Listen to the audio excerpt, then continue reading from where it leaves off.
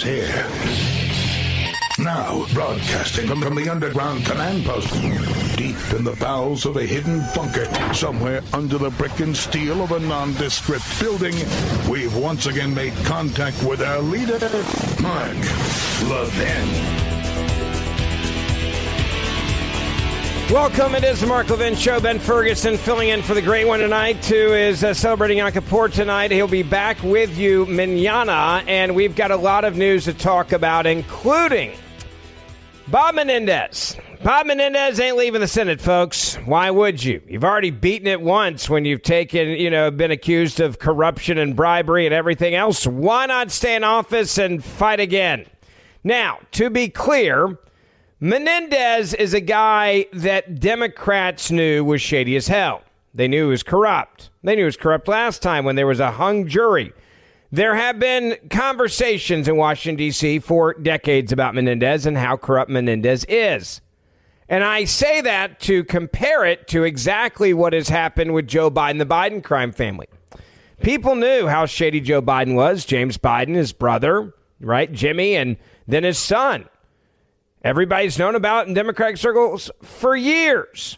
So the question is, why is it the Democrats are now saying that Menendez should step aside? Hell, even AOC came out this week, and she said that she believed that Bob Menendez should step down from his seat. Now, of course, Menendez come out saying, no, you can go to hell. I ain't doing that. Even on The View. That woman who acts like she identifies as a Republican. Is that a good way of putting that, Ms. Producer? Ana Navarro, she identifies as a Republican. She's a hardcore, cranky, like socialist, communist, liberal. She came out, and I love how she tried to personalize it by saying, I'm really upset about this. I'm very shaken. I've known him for years. By the way, if you're a conservative, you don't hang out or know Bob Menendez, okay? That's number one strike against you. Number two, you vote for Democrats, you're a Democrat, all right? That's strike two. Number three, you're a partisan hack for the Democratic Party masquerading as a Latina, right, woman, because that's like your thing and how you make money on The View. But listen to her talk about Menendez and how personal it is to her. I'm having a very hard time reconciling the evidence I saw shown on TV with the Bob Menendez I have known for almost 30 years. This is okay. So there's two options here for Ana Navarro. All right. And I had they paid me. I had to work with her when I was at CNN as a conservative commentator. And it was I earned every dollar when I had to deal with her. I love how she says here, I'm having a hard time reconciling the evidence I saw on TV with the Bob Menendez I have known for almost 30 years. Okay, well, that's one of two things here. One, you're an idiot. Or two, you're a liar. Because it is not hard to reconcile the evidence, certainly after the last court case, where there was a ton of evidence against him and it was a hung jury, okay? But the idea that you're having a hard time reconciling the evidence that you saw on TV with the Bob Menendez I've known, that means that you're an idiot. Like, because he clearly could manipulate you to believe that he was somehow different than he was. Now, I don't believe that Ana Navarro, by the way, is that stupid. I really don't. I think Ana Navarro is a partisan hack who is trying to figure out, how do I admit that Bob Menendez is a scumbag without hurting Joe Biden? Because if I admit, and this is the problem with the Democrats right now, I want to be clear, I don't give a crap about Menendez. I really don't. I think he's a scumbag. I think he's going to go to jail for this. I think the evidence is overwhelming. I think the evidence was overwhelming last time. I think that everybody in Washington knew how corrupt and shady he and his wife were, and now they got caught red-handed, okay? The system's going to take care of this, so I'm not really concerned with it. The point I'm making for you tonight is this. The Bob Menendez that the Democrats are now throwing under the bus has done nothing compared to what Joe Biden and the Biden crime family has done while he's been in office. If you are a Democrat right now and you are criticizing Bob Menendez, then how the hell are you not demanding that Joe Biden step down from the White House? How are you not demanding a special counsel? How are you not demanding that he be impeached? Because there's quite a few Democrats that are out there. Well, Bob Menendez, he should step down for the good of the country. Bob Menendez and what he's been accused of is not even close to what the Biden crime family did. We have the suspicious activity reports. We know it's all there. We have the bank and the wire transfers. We have 9 Biden family members taking money. We have the White House lying. We have Biden lying. I never talked about any business dealings with my son ever, period. Okay, well, let's change that. I never was really involved in the family business. I just was being a loving dad and talking about the weather. Okay, crap, that's not going to work. Now, well, to be clear, I never took money personally from any of this. Well, you did. Your son was paying for your whole life. Your son was writing in emails that, I gotta give 50% of what I make to daddy. I gotta hold 10% for the big guy all the time. So if you're gonna say that Bob Menendez is guilty and that Bob Menendez should step down, what does that say about Joe Biden? It means in comparison, well, Joe Biden should be in jail.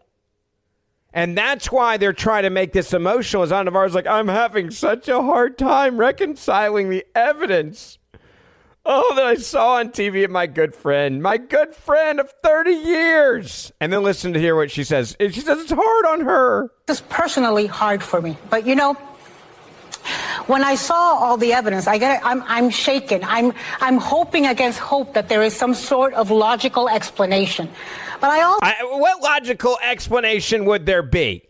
Let's deal with that incompetent, incredibly stupid statement by Ana Navarro. All right, and let's really look at this, right?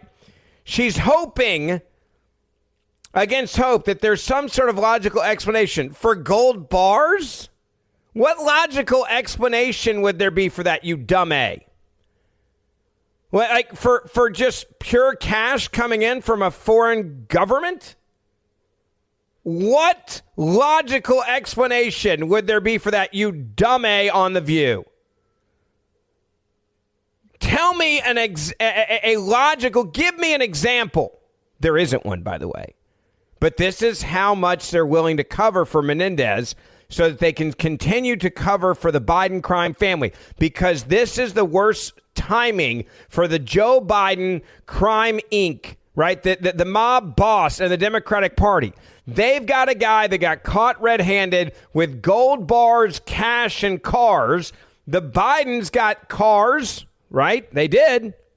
Never forget, they got a Porsche. Check that box. They got cash. Check that box. Hell, they were getting diamonds, diamonds, like big old fat diamonds. They were getting billions in loans to set up companies. They were shaking down people sitting next to my father with that famous now WhatsApp text message. In fact, I've got it right here. Let's just read this real quick. This is Hunter Biden. I'm sitting here with my father, and we would like to understand why the commitment made has not been fulfilled. Now, this is going to the Chinese Communist, basically government official who's in business with them. Tell the director, Hunter Biden writes, that I would like to resolve this now before it gets out of hand. There's your threat. And now means tonight. And Z, if I get a call or text from anyone involved in this other than you, Chairman Zhang, the chairman, right? I will make certain that between the man sitting next to me, that would be Joe Biden, and every person he knows, and my ability to forever hold a grudge that you will regret not following my direction, I'm sitting here waiting for the call with my father. Now, we could have found out if Hunter Biden was bluffing, if he was lying, and there's a chance he could have been lying, right? Maybe Hunter Biden was lying and his dad really wasn't next to him. There's a chance that could have happened. You know how we could have figured it out? By looking at GPS. We could have figured it out by looking at GPS coordinates to see if they were sitting next to each other. And guess what happened? The DOJ and the FBI said, nope, you cannot look at that data. You look at the shakedowns by the Biden crime family and you look at what Menendez was doing, they're one and the same.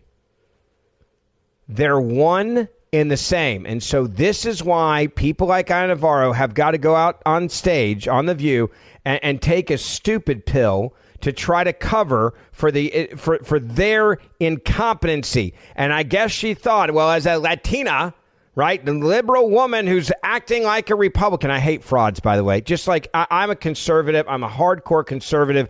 God bless America. America first policy. I don't believe we can export democracy. I want to stay out of foreign wars. I want to stop spending so much damn money. I want to stop ruining this country for our kids. Like, I don't lie about that. Ana Navarro sits there and lies every day just to get a paycheck as a Latina woman. Keep listening. Also, Bob Menendez, and Bob Menendez is not going to resign.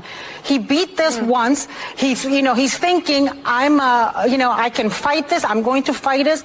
He's not. I don't think he's going to resign. I think he's going to go to trial on this. This looks ugly. This looks bad. This is hard to explain. I can't come up with an explanation.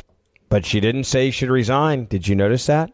I know Bob Menendez. He's not going to resign. I'm shaken by this. I'm hoping against hope that there's some sort of logical explanation, she says. But you notice what a scumbag Ana Navarro is in this scenario. She's not going to tell you that she believes in doing the right thing. In fact, she's going to do the opposite of telling you to do the right thing. What she's telling you to do is to understand that, well, Bob Menendez is a fighter and he's going to fight, so we're going to justify him staying in office and fighting, and we're going to justify him beating this, right? Like now he's like a cancer survivor? That's how they're treating him. It's like he's got a terminal illness now, and the illness is corruption and fraud and selling out of the American government, but you shouldn't expect him to resign because he's a fighter. And by golly, when you get cancer, you fight. You don't just lay down and give up. Bob Menendez is not going to resign, and I'm not going to call for him to resign because I'm a scumbag just like he is. Ben Ferguson filling in for the great one, Mark Levin. I want to get your phone calls in here as well. 1-877-381-3811. We'll be right back. Mark Levin.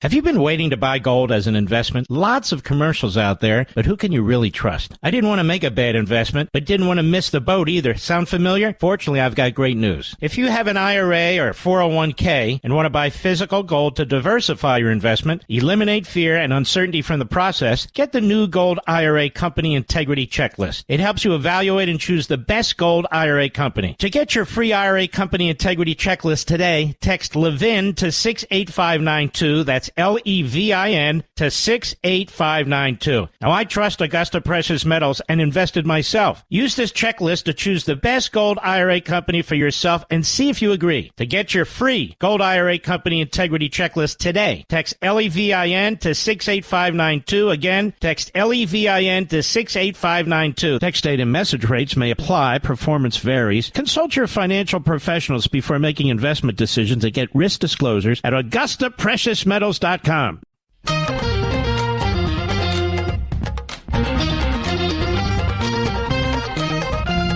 Welcome back. It is the Mark Levin Show. Ben Ferguson filling in for the great one. He'll be back with you tomorrow as he is celebrating Yom Kippur today, I should say. And it's really good to be with you. If you just joined us, we're talking right now about Senator Bob Menendez and how Democrats are like, what do we do now? We know that this guy's a scumbag. We know that he shouldn't be in Congress. We know he's corrupt as hell. We've known it for decades. But how do we protect him while also saying he should resign, while also protecting Joe Biden? Little sidebar here, something you may not know. The media will not cover this, by the way. There's a really big story that is connecting Bob Menendez to Hunter Biden and to the President of the United States of America, and it deals with corruption. Senator Bob Menendez's aide asked Hunter Biden and his partner to invite Joe Biden to an event in 2010. Menendez's chief of staff in 2010 asked Hunter Biden and his business partner, you may remember this name, another corrupt dude, Eric Schwerin, to invite the then Vice President Joe Biden to an annual economic summit. Now, why was he going through the back channels? Because he'd already gone through the official channels at the White House, and they said no. The emails depict just how close Hunter Biden and his associates were to Joe Biden. This is after they'd already gotten an official no from the White House, who claim, of course, that they never spoke about business dealings ever. Eric Schwerin emailed Hunter Biden on April the 7th. Now, remember, Hunter Biden never talks business with Daddy. That was their story. But on April the 7th, 2010, Swearing emails Hunter Biden about a call he received from Menendez's chief of staff. Danny O'Brien, regarding an event Menendez wanted Joe Biden to attend. According to this email unearthed by the non-for-profit Marco Polo, the email came days after O'Brien was officially turned down by Joe Biden's official office. On May the 4th, Joe Biden's scheduling department emailed Menendez and O'Brien declining the offer to attend the Spain's Council's annual forum. Now, this is where the corruption gets interesting. They get the email back, and it's very clear. It says, Senator Menendez, Mr. O'Brien, thank you for inviting the vice president to the keynote.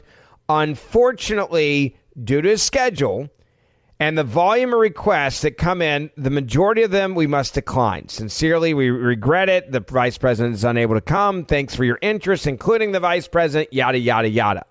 And then it's signed as sincerely the Office of the Vice President, Office of Scheduling. Well, they said, all right, we know how to get around that. Screw it, right? We'll just go through the back channels to daddy, right? We'll get to the big guy through the little guy through the bag man. So O'Brien emailed Eric Schwerin, right? This is Hunter Biden's business partner, shady business partner, on May the 6th. After O'Brien emailed a revised request to the White House for Joe Biden's attendance. Like, hey, no, you don't understand. We need him there. Now, what were they offering in return, right? Because they're saying, look, we need the vice president there. How do you entice Eric Schwerin and how do you entice Hunter Biden? What would you do? Well, they made it pretty clear in their back and forth emails. They said, hey, Senator Menendez, the U.S. chair of this above group, Hunter, Spanish members include CEOs of major banks, and then they list some of the banks. Also, Ambassador Salamont is a big supporter, they say. They keep going on and on about how great things are. And they say, hey, we got this annual meeting in in July in D.C. The Spanish foreign minister will also be in attendance. Then they say, look, Danny really wants to explore with you the possibility of getting your dad, the VP, to host an event. Maybe even an appearance at a reception at a hotel. Now, this is after the official White House, Vice President's office has declined. I'll get you more information, the email reads, and we can discuss with Danny next week. I think Solomon mentioned here's the payoff, your interest in Spain. And that is why Danny is calling us. Well, I want to know, okay, hold on a second. What is your interest, right? The ambassador is going to be there. You guys are interested in Spain. You want to do some business. Here's some major bankers, some CEOs. They're going to be there, Hunter. Get your dad to our damn meeting. Again, I'm going to quote the email. I think Solomon mentioned your interest in Spain. And that's why Danny is calling us. Sounds interesting. Let's discuss, his business partner says. Probably don't want to mention the transatlantic in case we can't deliver, though, I guess. This is a straight-up business deal, folks. That's what they're trying to do. They're saying, hey, you want to get into Spain? We'll get you into Spain. You want to do business? We got the CEOs of these banks right here. You want to get some banking done in Spain? We got you. Whatever it is you need, I just need you to deliver your father, the big guy. Now you understand why Democrats are freaking out. Ben Ferguson filling in for the big guy, the good big guy, Mark Levin. We'll be right back. Have you been waiting to buy gold as an investment? Lots of commercials out there, but who can you really trust? I didn't want to make a bad investment, but didn't want to miss the boat either. Sound familiar? Fortunately, I've got great news. If you have an IRA or 401k and want to buy physical gold to diversify your investment, eliminate fear and uncertainty from the process, get the new Gold IRA Company Integrity Checklist. It helps you evaluate and choose the best gold IRA company. To get your free IRA Company Integrity Checklist today, text Levin to 68592. That's Levin to 68592. Now, I trust Augusta Precious Metals and invested myself. Use this checklist to choose the best gold IRA company for yourself and see if you agree. To get your free Gold IRA Company Integrity Checklist today, text Levin to 68592. Again, text Levin to 68592. Text date and message rates may apply. Performance varies. Consult your financial professionals before making investment decisions and get risk disclosures at AugustaPreciousMetals.com. Conservative and proud of it. Call the Mark Levin Show at 877-381-3811. Welcome back. It is Ben Ferguson filling in for the great one, Mark Levin, tonight. So good to have you with us. He'll be back with you tomorrow as he is celebrating Yom Kippur. And I want to get straight back to the point I was making before the break. Bob Menendez is a big problem for the Democratic Party because Bob Menendez puts Democrats in a situation where they're like, holy crap, what do we do now? How do we deal with a guy that we know is corrupt without going overboard and then making ourselves look like hypocrites with the Biden crime family? Which brings me, by the way, to impeachment. Biden family bank records are going to be at the center of this impeachment. The same way that gold bars and cash are going to be at the center of the trial with Bob Menendez. And James Comer has come out and said it over the weekend very clearly that as the chairman of the House Oversight Committee, there are clear links between corruption allegations leveled at members of President Joe Biden's family and Biden himself. He had this to say to Trey Gowdy. Listen. Some unredacted emails from National Archives, if memory serves. Did you get them, and are you satisfied with what you got? Well, there are 5,200 emails that Joe Biden used a pseudonym in communication of some form or fashion with the government. We've identified this. Now we want these emails, and we want the unredacted versions. The National Archives sent 14 of those 5,200 emails yesterday, and I'm sure you're going to be surprised to hear this, Trey. Those 14 really didn't say anything, but yet the media, as soon as we got the emails, the 14 out of 5,200, they said, oh, this is a big nothing burger. So this was another example of the Biden White House coordinating with their friends in the media to paint a false narrative. So, no, we are not satisfied with 14 out of 5,200 emails. We expect all 5,200 emails, and that's another reason why we've had to go the impeachment inquiry route to try to speed the process up from where these government agencies are stonewalling and obstructing our investigation. Chairman, you're going to need to give me just a second to restart my heart. I was shocked to hear that the D.C. media was not interested in a Republican investigation. That's the first time I've ever heard that. All right, bank records, corporate documents, tax returns. What other evidence do you need that you don't currently have? Listen carefully, by the way, to James Comer's response here, because you're going to understand just how corrupt the Democratic Party is.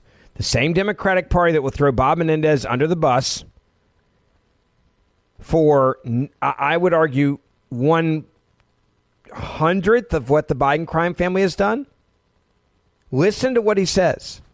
Well, we've subpoenaed bank records from the shell companies. Remember, the problem that the Biden family has and the president has is his family's received over $20 million from foreign nationals.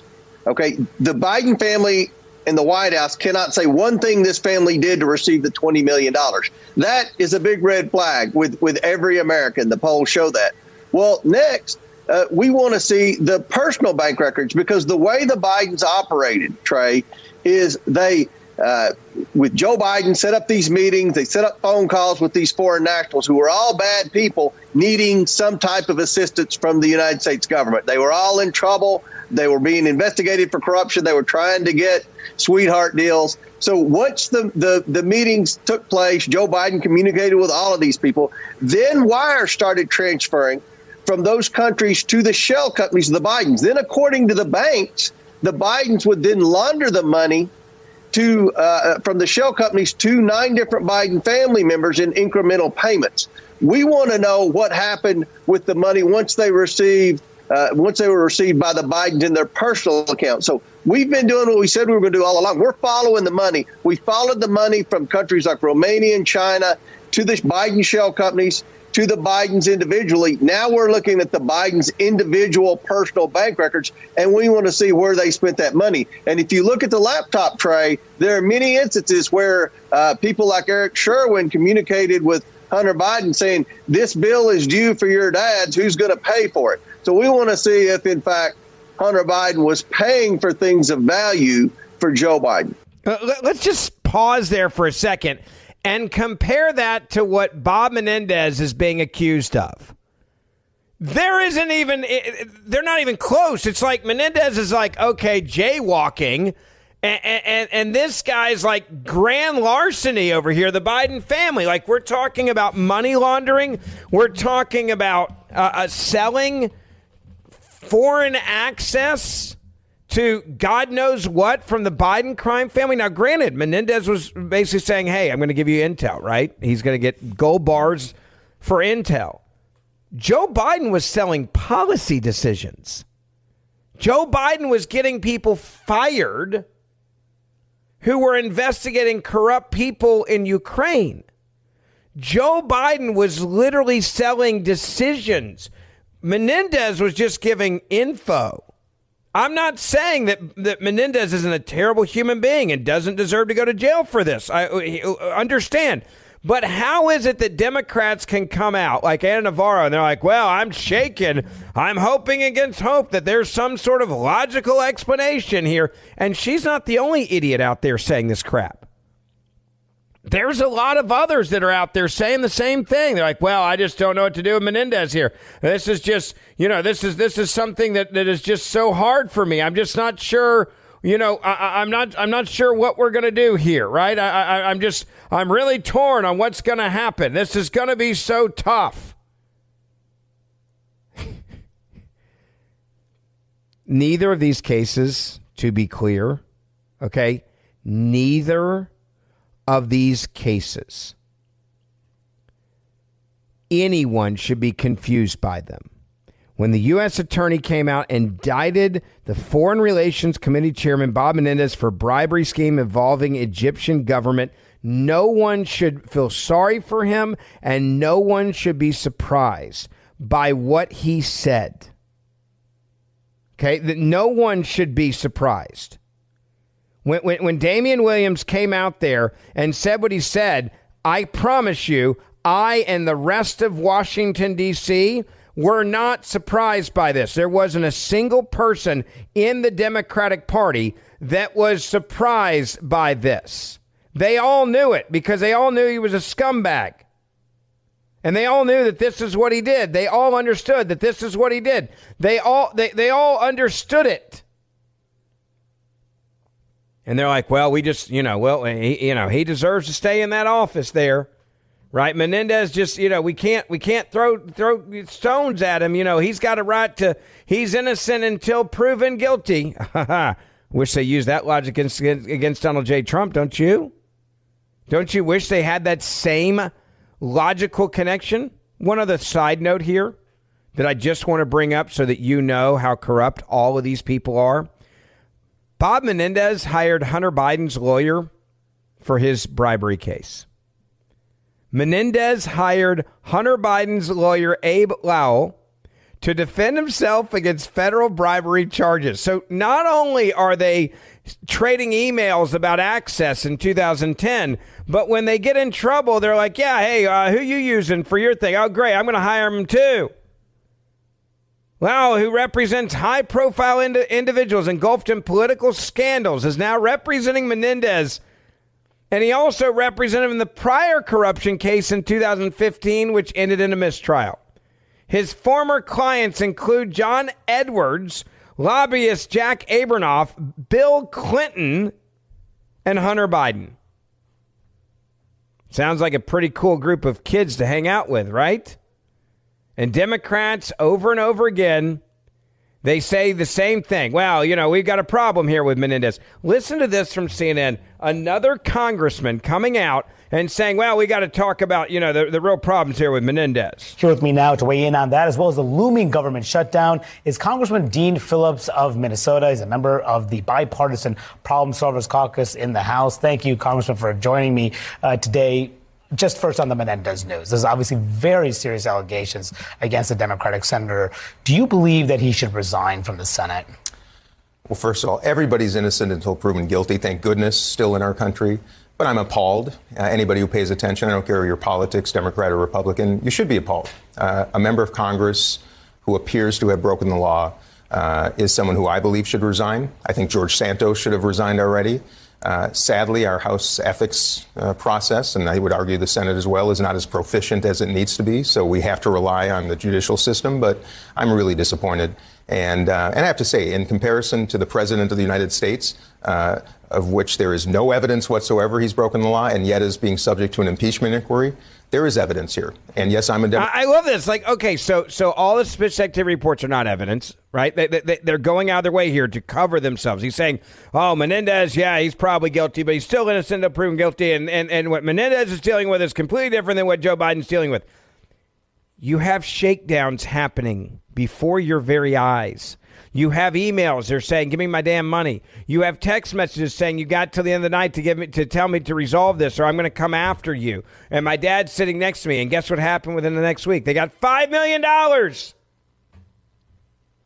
Menendez is facing, and his wife face 3 counts: conspiracy to commit bribery, conspiracy to commit extortion under color of official right, and conspiracy to commit honest services fraud. That is nothing compared to what the Biden crime family has done. You only got 2 Menendezes that took the gold bars and the cash, apparently. You got 9 Bidens.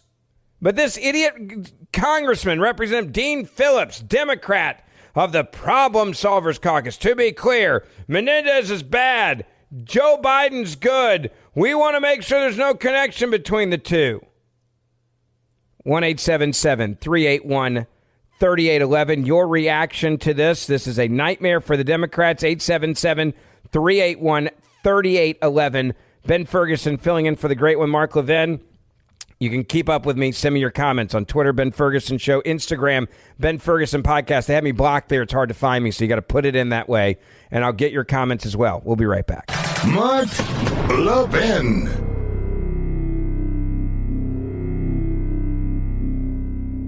Have you been waiting to buy gold as an investment? Lots of commercials out there, but who can you really trust? I didn't want to make a bad investment, but didn't want to miss the boat either. Sound familiar? Fortunately, I've got great news. If you have an IRA or 401k and want to buy physical gold to diversify your investment, eliminate fear and uncertainty from the process, get the new Gold IRA Company Integrity Checklist. It helps you evaluate and choose the best gold IRA company. To get your free IRA Company Integrity Checklist today, text Levin to 68592. That's Levin to 68592. Now, I trust Augusta Precious Metals and invested myself. Use this checklist to choose the best gold IRA company for yourself and see if you agree. To get your free Gold IRA Company Integrity Checklist today, text Levin to 68592. Again, text Levin to 68592. Text date and message rates may apply. Performance varies. Consult your financial professionals before making investment decisions and get risk disclosures at AugustaPreciousMetals.com. All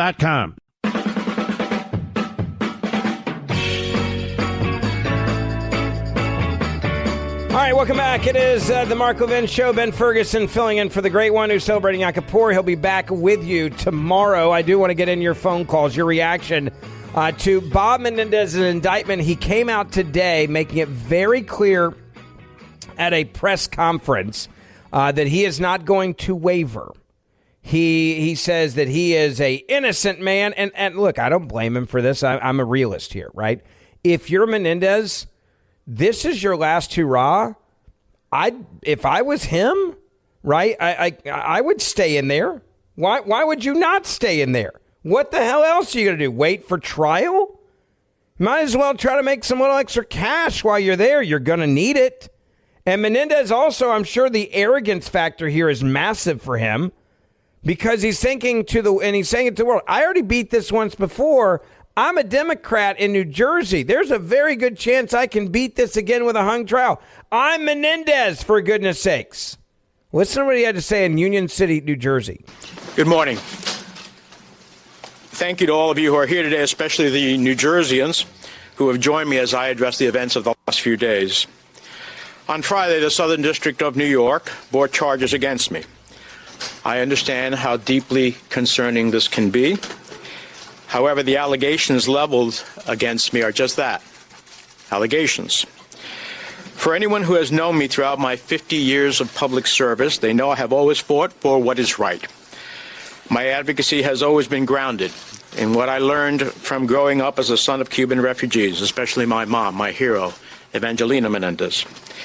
Everything I've accomplished, I've worked for, despite the naysayers and everyone who has underestimated me. I recognize this will be the biggest fight yet, but as I have stated throughout this whole process, I firmly believe that when all the facts are presented, not only will I be exonerated, but I still will be the New Jersey's senior senator. For now, I want to address four things. First, a cornerstone of the foundation of American democracy and our justice system is the principle that all people are presumed innocent until proven guilty. All people. I do have to ask about Menendez here, like when he's talking this way, like it's like he's like, yep, done this before, worked out last time. Why would I be worried this time? Right? I'm innocent until proven guilty. Maybe you should tell your friends that about our president, Donald Trump, right? Maybe you should tell the media to have that same mentality that you have, that you are innocent until proven guilty. Wouldn't that be nice? 1-877-381-3811. Let me get to your phone calls. Jerry, line 3. You are on the Mark Levin Show. Ben Ferguson filling in. Hello. You're doing a great job for filling in for Mark. I mean, thank you, sir. I appreciate that. He's the great one, but I'm telling you, you're keeping up with him pretty good. I have family that was complete diehard Democrat union people. They were, the proverbial blue dog Democrats. They'd vote for a blue dog if he was running as a Democrat. But the real mentality here about, like the lady on The View, is that it's like the Yankees fans versus the Red Sox fans. You got to pick your team and you got to stick with your team. So as long as they're wearing a blue hat, by God, they may be a crook, but by God, they're their crook. And that's okay for them, for Democrats. Now, Republicans, they throw their people under the bus if they say the wrong thing. A little more than do anything as outrageous as, what Biden and Menendez has done. But it's just the point that Republicans, conservatives, they have principles that they try to stand up with. But Democrats today, the diehard Democrats, it's all about power. They don't care. It's all about power. So there is no right and wrong in their aspect. It's just winning and losing. Yeah.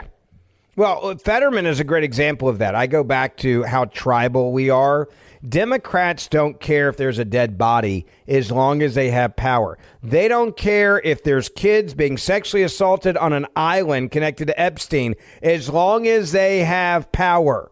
They don't care if a former president has been to that island with underage girls as long as they have power.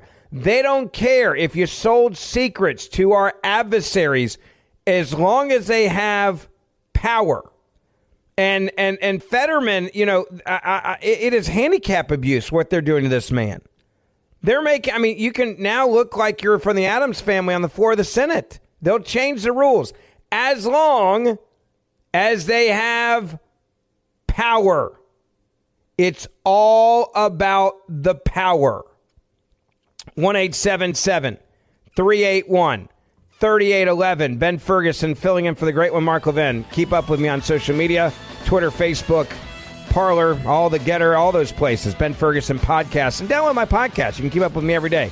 The Ben Ferguson Podcast. It's free. We'll be right back.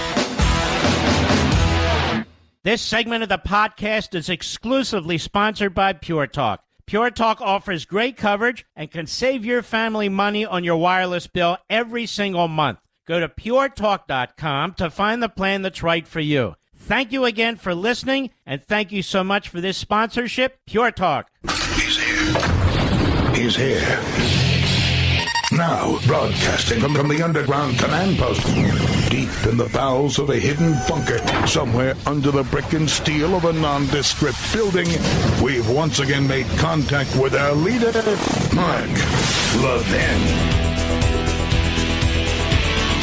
Welcome. It is the Mark Levin Show. Ben Ferguson filling in for the great one, Mark Levin, who's celebrating Yom Kippur tonight. He'll be back with you tomorrow. And if you just joined us, I want to ask you a question about the new poll numbers that are out. New polling is out showing that Donald J. Trump has a 9 or 10-point lead in a head-to-head matchup. Okay, a 9 to 10-point lead over Joe Biden. Democrats are having to figure out how to deal with that. That is something they did not think was ever going to happen, that you would have this type of lead with this new polling data. This new polling data that is out is shocking, and Democrats are, I think, really concerned now that Joe Biden is more vulnerable than he's ever been. Now, I had an argument yesterday on this topic, and it was a pretty heated conversation with a couple different liberals, and they will remain nameless because I'm not going to do that to them. And I said, look, you guys are screwed because of the economy. And they said, it's not the economy. And I'm like, no, it kind of is. It's the economy. They're like, no, it's not. It's not the economy. Donald Trump was asked about this ABC New Washington Post poll. It says leading by a lot against definitely, as he described, the worst president in our country's history. Listen to him in Charleston, South Carolina. A new ABC Washington Post national poll finds that in a hypothetical rematch between Trump and President Biden, Trump wins by 10 points. We're leading by a lot, according to the Washington Post ABC, against probably the worst president, definitely the worst president, I'd say, in the history of our country. Now, 10-point lead is big, all right? Even Senator Chris Coons, liberal Democrat, had this to say about the poll numbers. Right now, the polls head-to-head are more concerning than I would expect, but I would so much rather be in this position of having an incredible record for our president to run on. What's his record, folks? What is the record? I want to know. MSNBC. They came out with their poll, and they're like, it's not that bad. It's actually tied 46-46. This other poll is wrong, right? That's what they've said. They're now coming out, and they are just like, this is just flat out wrong. ABC News, Rick Klein, he described this new poll number as, quote, alarming and staggering for the sitting president of the United States of America. Listen. Most of these numbers paint a bleak picture for President Biden's reelection chances, Rick. Yeah, and Martha, maybe the most startling number in our poll is this, the hypothetical matchup, a rematch of Donald Trump versus Joe Biden. Our poll with the Washington Post pegging this at 51% for Donald Trump over Joe Biden. That is a 9-point edge. Now, that's only a couple of points difference from our last poll in May, but it is significantly different than most recent polls. It is an outlier compared to other polls we've seen recently. Our partners at 538 put together an analysis for us. They find an average of recent polls having this more in the 1 or 2 point range, with Joe Biden typically having the edge. But whether you believe that or not, look, there's a good chance that there's people just trying to send a message in the polling right now, given the other frustration we've seen.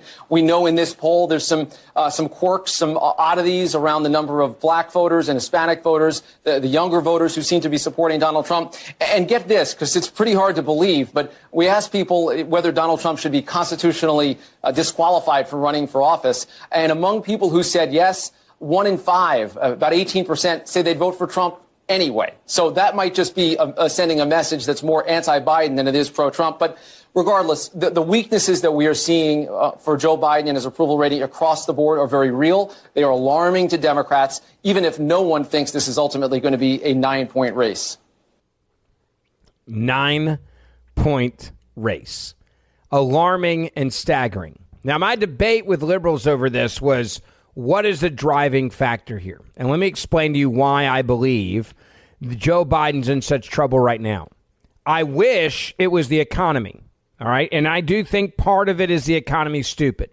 But there are a lot of liberals out there in bad economies that don't feel the pain that hardworking Americans feel because their lives are subsidized by the government. And there's also something weird that happens when you're subsidized by the government.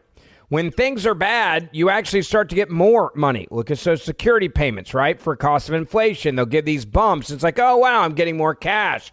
And you'll get more food stamps. You're like, oh, look, they're giving me more money. And once they give it to you, they're not going to take it back.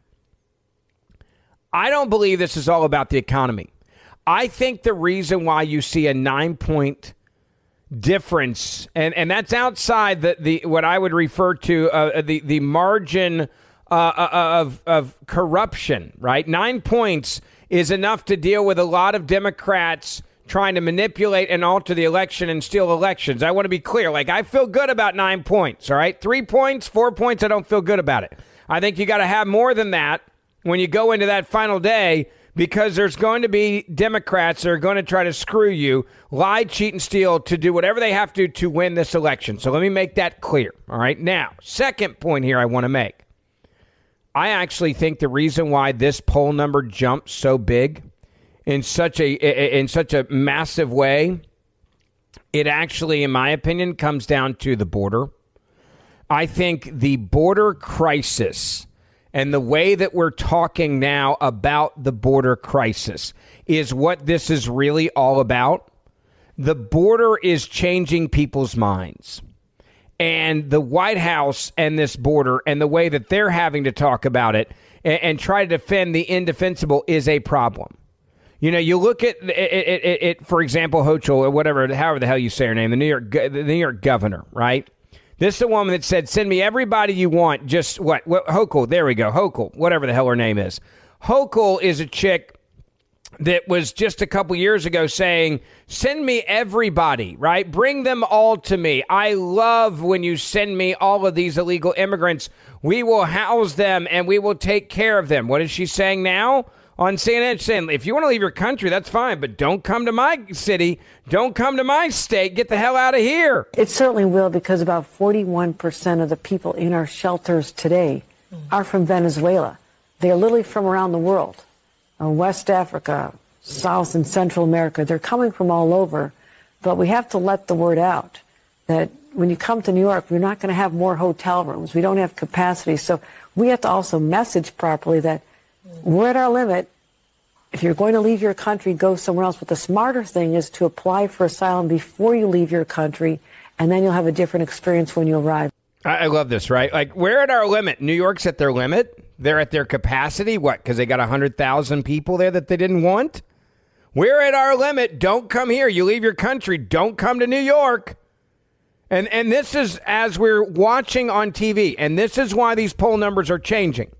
Large groups that are coming across the southern border. Eagle Pass is dealing in a day what New York is dealing with in a month or 2 months or 3 months per day of illegal immigrants coming across the southern border. Listen to Bill Malugin reporting on the largest mass illegal crossing that we have ever caught on video, we've ever seen happening this last week. I can tell you that early this morning in Eagle Pass, we witnessed one of the largest mass illegal crossings we have ever seen in the last 2.5 years of covering our southern border. We'll get right to this video. Take a look at this stunning footage. Border Patrol sources telling us just after midnight, about 2,500 migrants crossed illegally into Eagle Pass. You can see this lengthy line of them stretching from shore to shore in the river. This video perspective coming from the Mexican side of the river in Piedras Negras, one of our contacts over there shooting this video as they essentially bum rushed Eagle Pass last night.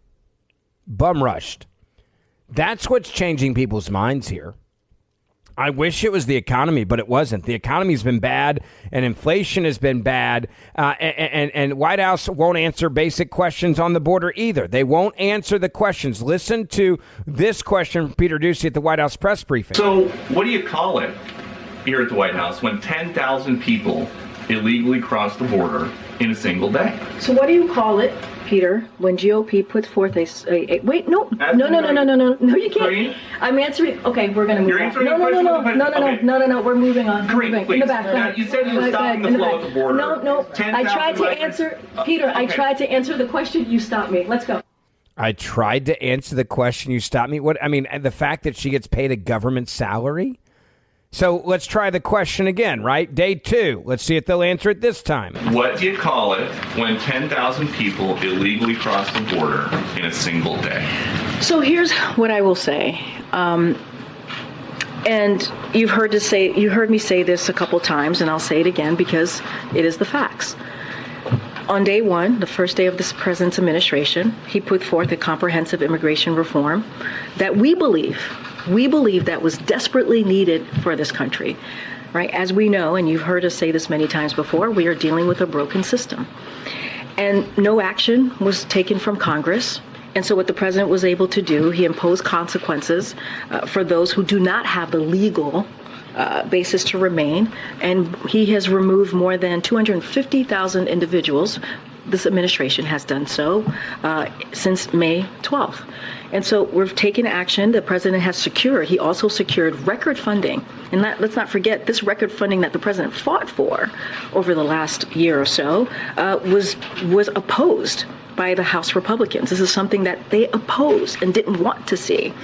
And so what it allowed us to do is actually hire about 25,000 more, bring on CBP agents, and really do something that was historic that we hadn't seen.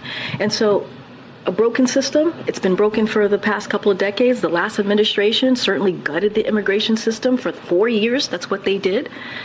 And you had Speaker McCarthy and the Republicans in Congress who continuously take steps to undermine what is currently happening, trying to undermine getting border security. We saw that this week with the CR, where they put forth another piece of legislation to propose continuing to cut some important resources that's needed, whether it's CBP. 800 fewer CBP is what they wanted to do. 50,000 pounds of cocaine. That's what it would hurt, right? In trying to prevent that from coming in, right? When you think about more than 300 pounds of fentanyl, when you think about more than 700 pounds of heroin, more than 6,000 pounds of methamphetamine to enter the country, that's what they were trying to prevent from the work that we're trying to do, prevent from coming into the country. Let me just stop there. Does anybody believe this crap? Because I don't.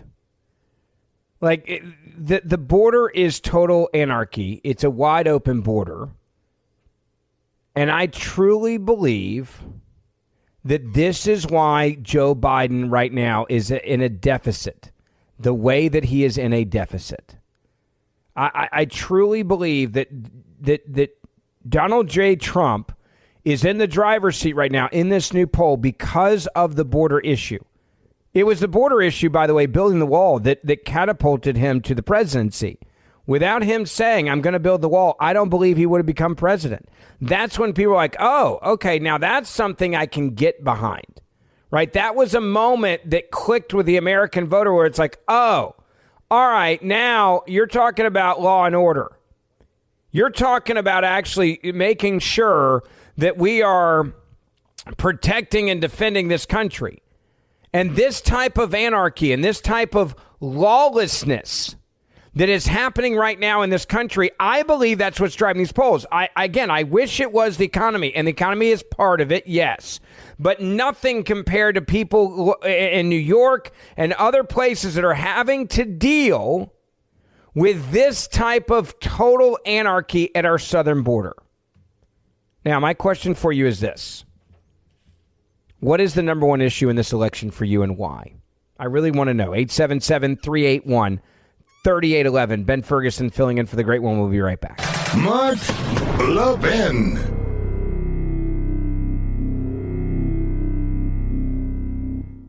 Now, you know what company's looking out for you when they actually upgrade your service and don't charge you for it? This is great news, and for new and current Pure Talk customers. Pure Talk just added data to every plan and is including a mobile hotspot with each one, with no price increase whatsoever. Now, if you've considered Pure Talk before but haven't pulled the trigger, take a look again. Just $20 a month for unlimited talk, text, and now 50% more 5G data, plus mobile hotspot.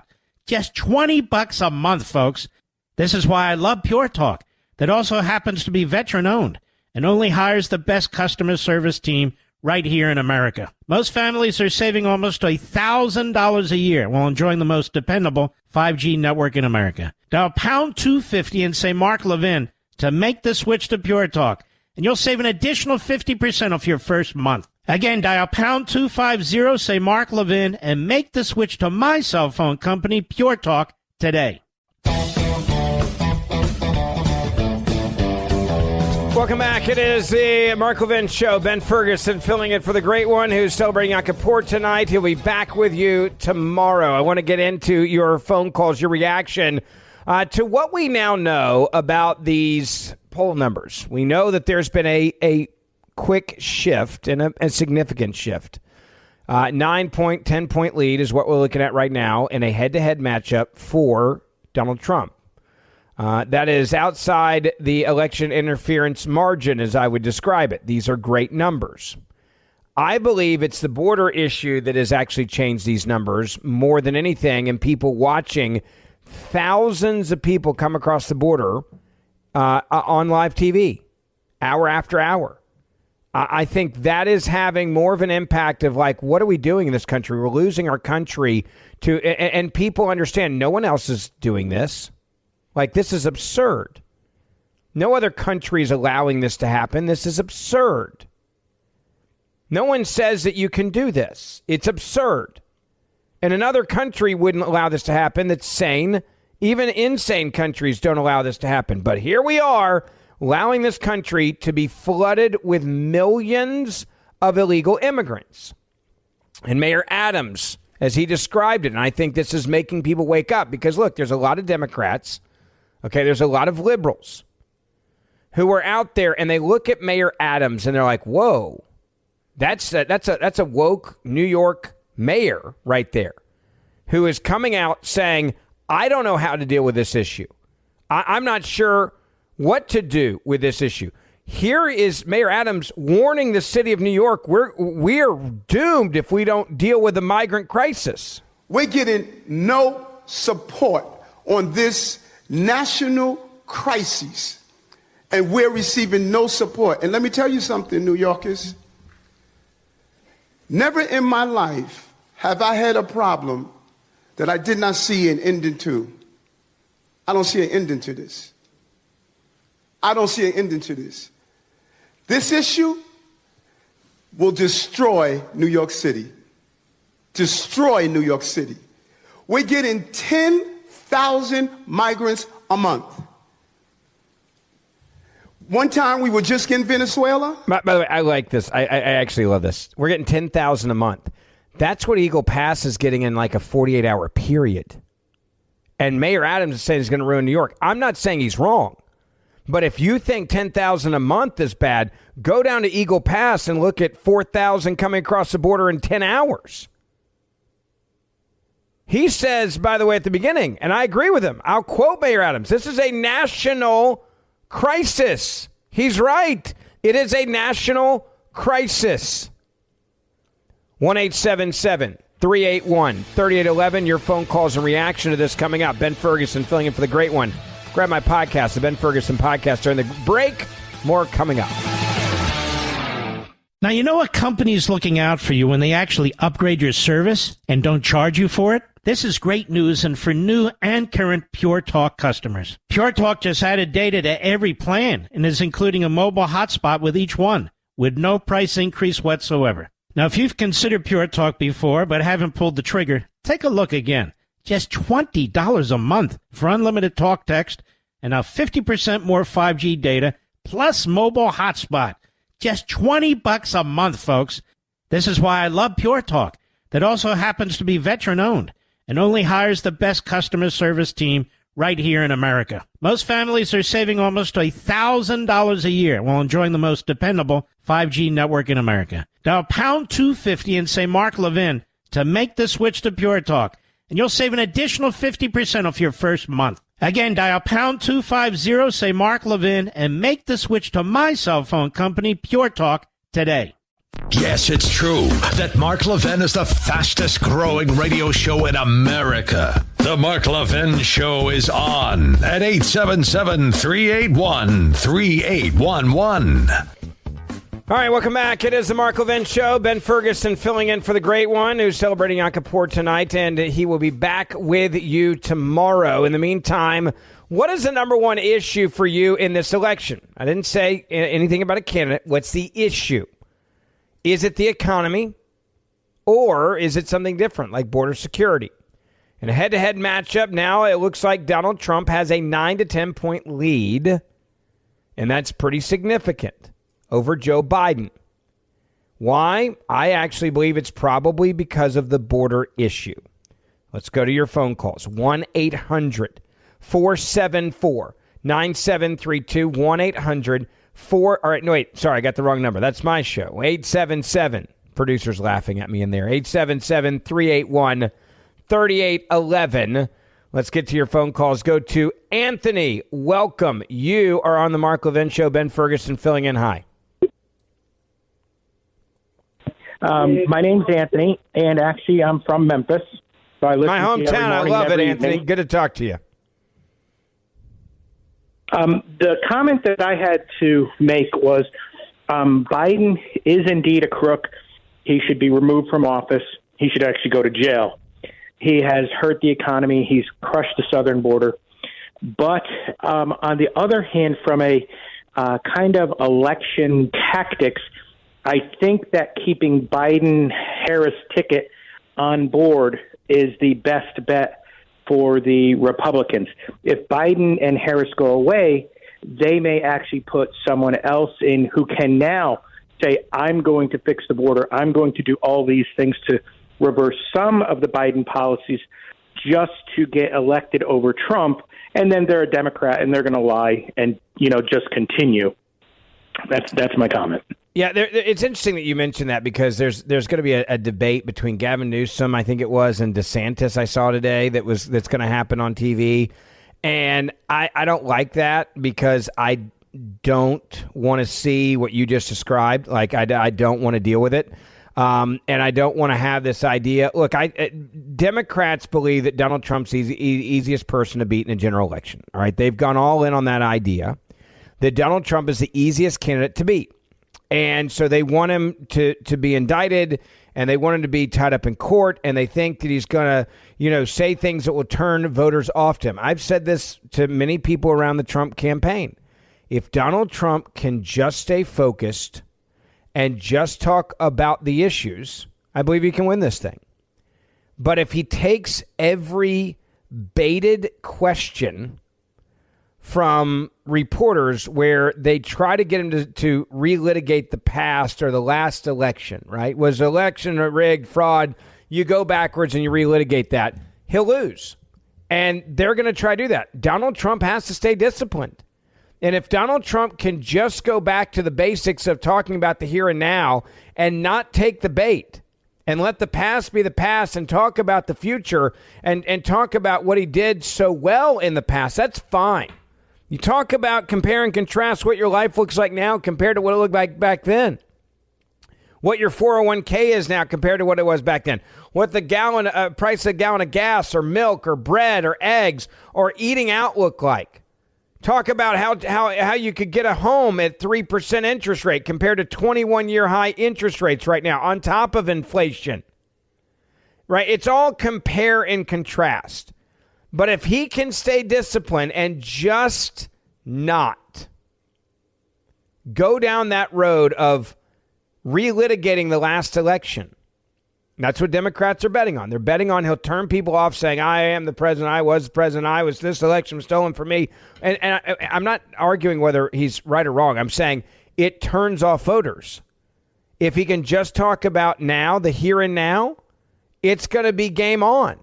And that goes back to the border. If he can talk about the border and how secure the border was when he was the president and how we dropped these numbers of illegal crossings to these all-time lows and talk about, finishing the wall and building the wall and everything else.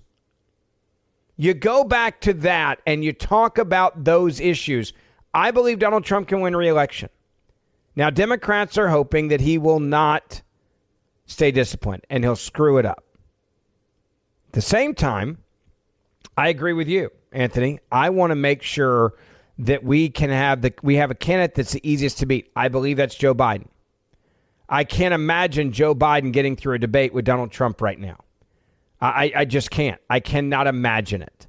I cannot imagine Joe Biden going out there and convincing people that he is competent enough. I'm talking about mental capacity. I'm not talking about like intellectual. I'm talking about just straight up mental capacity to run this country. I think he's going to get himself in serious trouble. I also believe that Kamala Harris is the perfect vice president and the vice presidential candidate for us to beat, because all we're going to have to do is say, look at her. Do you want her to be running the country? Look at him. And there's a very good chance she will be president within the next 4 years. Do you want Kamala Harris? Because the only person that has worse approval ratings than Joe Biden right now is Kamala Harris. More people hate Kamala Harris than hate Joe Biden in the Democratic Party. They can't stand her. She's not likable. There's also a lot of people that just believe she's completely incompetent. And I agree with that statement. But what you have now is you have this game of chicken. It's like, all right, we want the person we believe is easiest to beat, and the Democrats believe that's Donald Trump because they believe he cannot stay disciplined as a politician, and he'll screw it up by relitigating the past, and that'll turn off voters, and the same people that voted for him the first time that didn't vote for him the second time because they were annoyed by his tweets and things will do it again. That's their goal. We should be rooting for Joe Biden right now like never before to be the nominee and to not all of a sudden say, okay, I'm not going to run, and then bam, a Gavin Newsom or Michelle Obama comes in. I believe there's a very good chance that it could be Michelle Obama. I believe there's a very good chance that there's a lot of Democrats quietly behind the scenes that want it to be Michelle Obama. And that's a problem. It's a huge problem. Michelle Obama is a candidate or would be a candidate that would have the best campaigner besides Bill Clinton on her side every day, and that's Barack Obama. And there's a lot of people that like them. And there's a lot of people that like Obama and the Obama family, and they like the Obamas a hell of a lot more than they like the Bidens. And I do believe the Bidens right now are sitting there and they're having this really awkward moment. And that moment is, what are we going to do? This guy's mumbling and bumbling his way through the United Nations, putting sentences together that don't make any sense, words that you couldn't even spell because you don't know what letters he's using. And they're trying to figure out, all right, now what? And that's going to be the problem. Anthony, I appreciate your phone call. 1-877-381-3811. Let me go to Brian in Pennsylvania. Welcome. You are on the Mark Levin Show. Ben Ferguson filling in. Hello. Hello, thank you. I enjoy it so when you host. I have 3 quick comments on your current topic. Of course, it's the border. This is why the President Trump's numbers are going up, because the good people of New York City, which I assume are mostly Democrats, and also Chicago. I heard a woman demand that they close the Chicago city borders to an official. These Democrats are seeing what we have been trying to tell them, the border cities of the southern border have been trying to get the nation to see. They are now experiencing it themselves, and they're abandoning the Democratic talking points.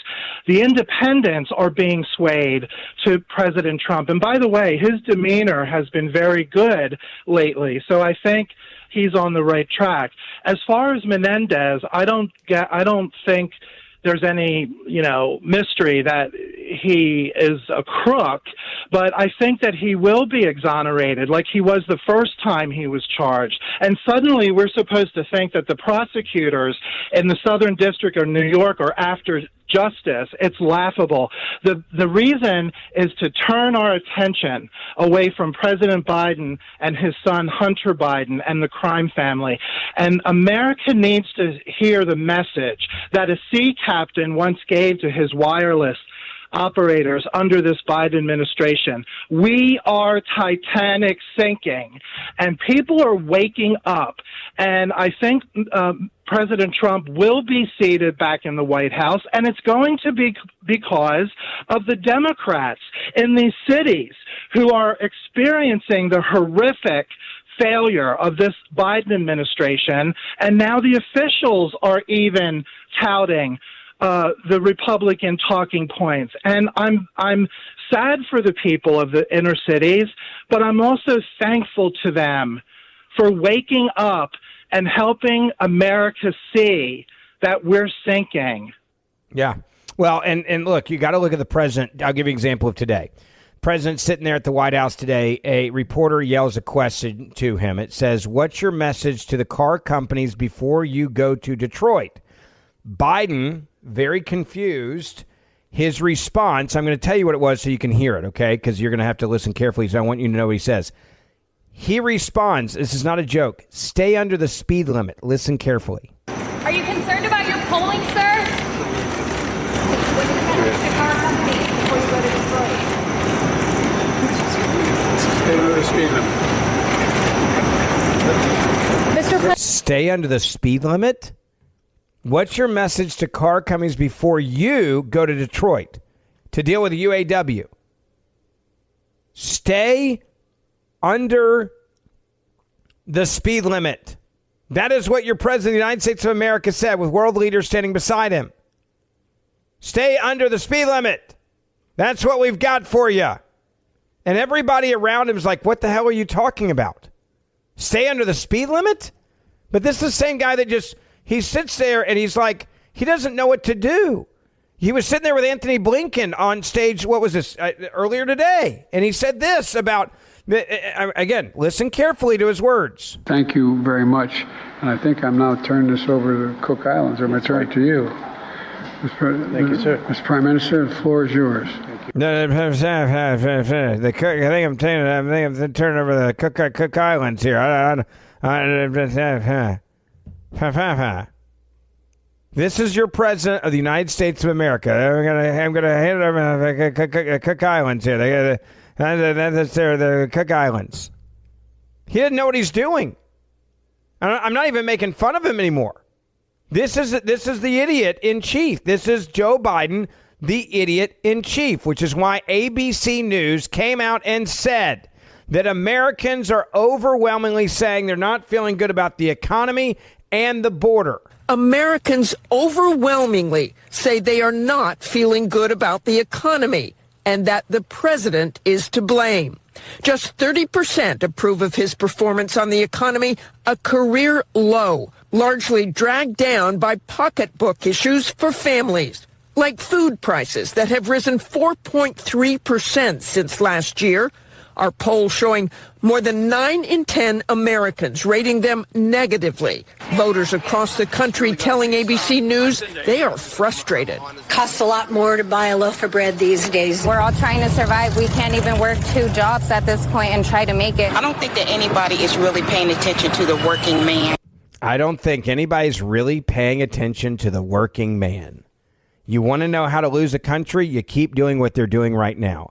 877-381-3811. Ben Ferguson filling in for the great one, Mark Levin. We'll be right back.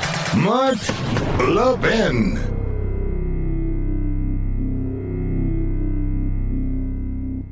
Now, you know a company's looking out for you when they actually upgrade your service and don't charge you for it? This is great news, and for new and current Pure Talk customers. Pure Talk just added data to every plan and is including a mobile hotspot with each one, with no price increase whatsoever. Now, if you've considered Pure Talk before but haven't pulled the trigger, take a look again. Just $20 a month for unlimited talk text and now 50% more 5G data plus mobile hotspot. Just $20 a month, folks. This is why I love Pure Talk, that also happens to be veteran-owned and only hires the best customer service team right here in America. Most families are saving almost $1,000 a year while enjoying the most dependable 5G network in America. Dial pound 250 and say Mark Levin to make the switch to Pure Talk, and you'll save an additional 50% off your first month. Again, dial pound 250, say Mark Levin, and make the switch to my cell phone company, Pure Talk, today. Welcome back. It is the Mark Levin Show. Ben Ferguson filling in for the great one tonight. I'll be back with you tomorrow. And there's one other story I just had to bring up real quick. We were talking about this during the break, and it does make me laugh. There's a huge scandal that involves Joe Biden being a racist. The media is not going to cover it. There were some in the Congressional Black Caucus, and there were some minorities that were offended by what I'm about to play for you. But it was quietly just kind of tampered back, like, oh, hold on. Hey, guys, he's on our team. Calm down. It's Joe Biden. He's old. Yeah, he's old and racist. Joe Biden was in an event, and he referred to LL Cool J as a boy. Now, if a Republican would have done this, if Donald Trump would have referred to an African-American famous individual. As a boy, they would have gone wall to wall with the racism and the racist tendencies of Donald J. Trump. But Joe Biden does it. Nah, we won't touch it at all. Listen. Two of the great artists of our time representing the groundbreaking legacy of hip-hop in America, LL Cool J. Didn't even get his name right. By the way, that man's got biceps bigger than my thighs. I think he's been... And MC Light, both of you, thank you. That boy, that boy there. I'm a rich white country club man. That boy down there, you got some muscles on you. You boy, yeah, you're a nice boy down there. Now I think everybody noticed it. You could kind of hear it in the room, right? Nothing like getting a guy's name wrong and calling him boy afterwards. But don't worry, this won't be an issue. We'll just move on from it because it's Joe Biden, and the big guy can get away with this kind of crap. 1-877-381-3811. And again, go to Ivan in Florida. You are on the Mark Levin Show. Ben Ferguson with you. Hello. Hey, Ben, how you doing, man? Good, hey, sir. Listen, Democrats, to me, are destroying the country on multiple fronts. It's not one or the other. You know, it's the economy, it's the energy, it's illegal immigration, it's all of that. But the one thing I believe that will fire Republicans up is our kids. 6 words, Ben. Leave our kids the hell alone. Yeah. Democrats stole the last election with, centered on abortion and women. They got Democrats fired up about that. We need to get fired up about our kids. If we can't get fired up about our kids, we can't get fired up about anything. Youngkin won an election, and he gave us a template in Virginia, about the kids, and we walked away from it. They forced our kids to get shots. They're teaching them CRT. They teach it racist claptrap. They teaching them they can change sexes with or without the parents' consent. The failed schools, the low graduation rates, the high dropout rates. It cuts across racial lines. It cuts across party lines. Leave our kids the hell alone. I wish that was a big enough issue. I don't think it is. Let me explain why. Republicans for far too long and conservatives have divided this country on that issue. And I'm not talking about traditional political division. I'm talking about lack of engagement because you get your kid in a failing school, right? You get your kid in a public school that's doing this to your kids. And what do people do immediately that are conservatives? They do whatever they have to, take 2 jobs, 3 jobs to get their kid out of the failing school. And once they leave, they focus on their kid's new life at their new school. So, and this is a problem with conservatives. When we walk away, we don't go back and try to fix it. That's why they get away with this. Hold on for me. You bring up a great point. I want to continue to discuss it. Ben Ferguson, filling in for the great one, Mark Levin. Don't forget, you can follow me on my podcast. Grab it during the break.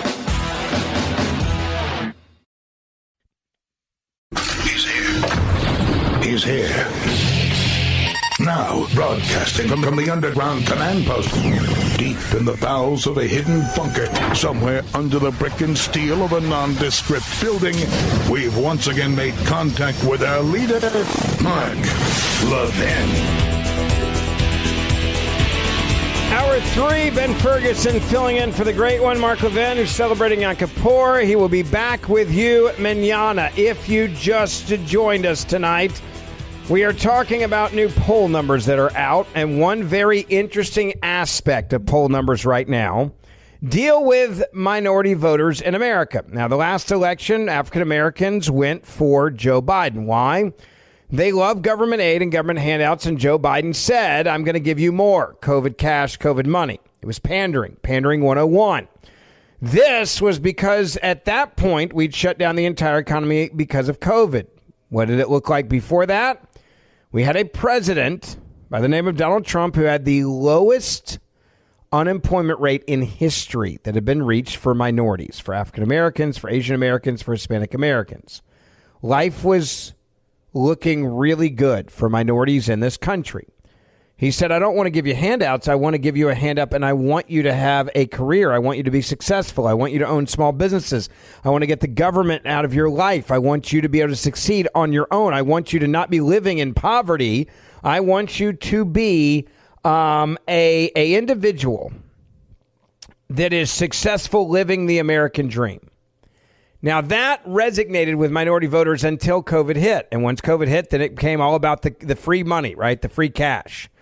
And I and many others, the great one, warned you that this was not free money, and this money was going to cost you countless dollars down the road with inflation and interest rates and what we've seen now.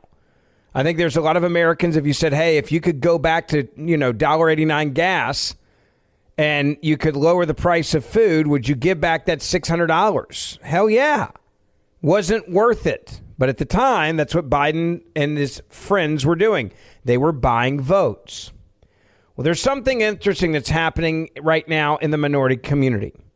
New poll numbers are out, and this is concerning Republicans, or I should say Democrats, in a big way. What's concerning them so much right now is this new NBC News poll that's out that says that Biden's approval rating among black voters is down significantly. Listen. This, as our new poll shows, the president's approval among black voters is down 17 points since the first year of his presidency. Mr. Biden is also down by double digits among Latinos, voters without a college degree, and independents.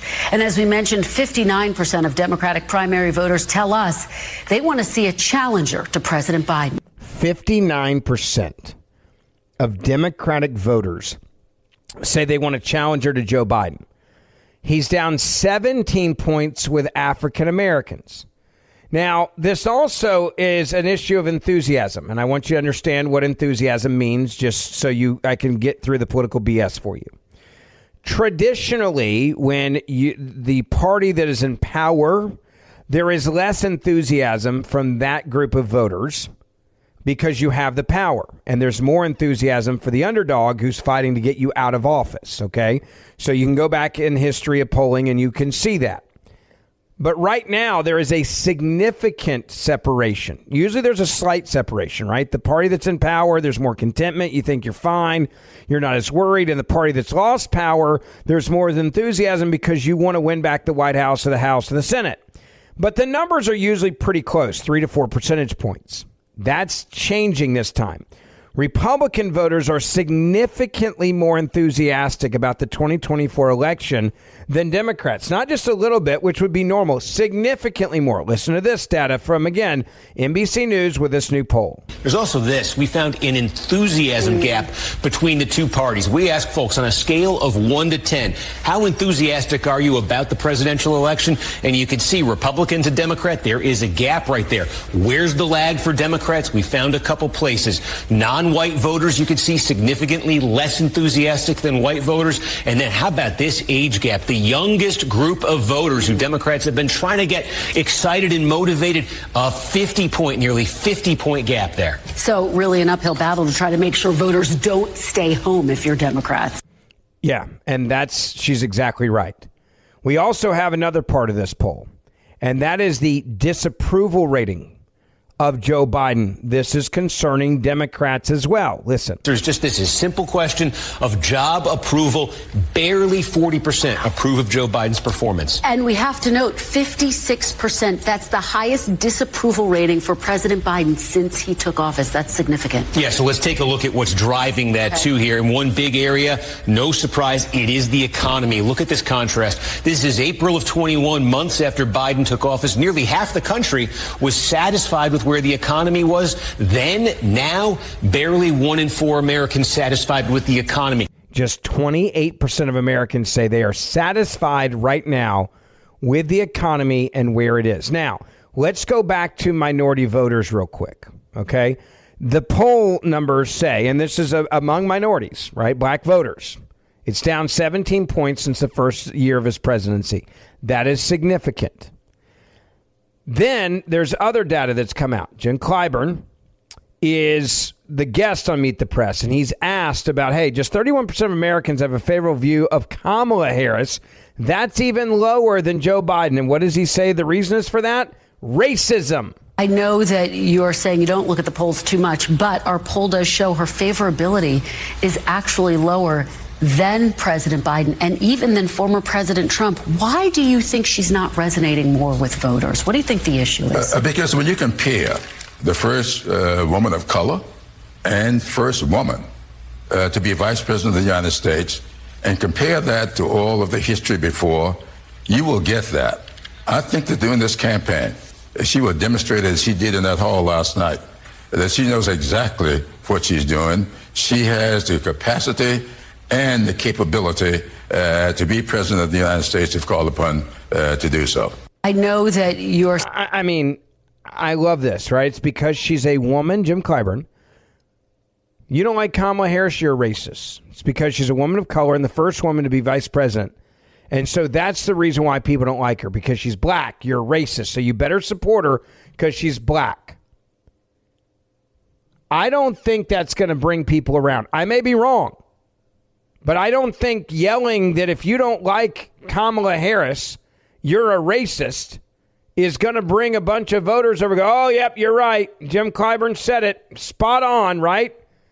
Right, spot on here. Yep, I'm sorry. You figured it out. I'm a racist. I hate black women. That's what he's saying. If you don't support Kamala Harris, and that's part of, if you remember what they did, the media did, and what Democrats did, never forget, with Barack Obama, right? Remember when he was running, it was like, well, if you don't support Barack Obama, that's your racist tendencies coming out.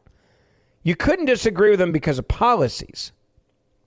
You couldn't disagree with him because of what he stood for. No. If you disagreed with him, you disagreed with him because of the color of his skin, and you're a racist.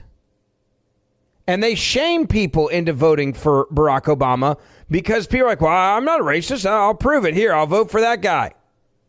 There, see, I voted for that guy. Now you can't tell me I'm a racist. Jim Clyburn's like, hey, if you don't like Kamala Harris, then it's because she's a black woman.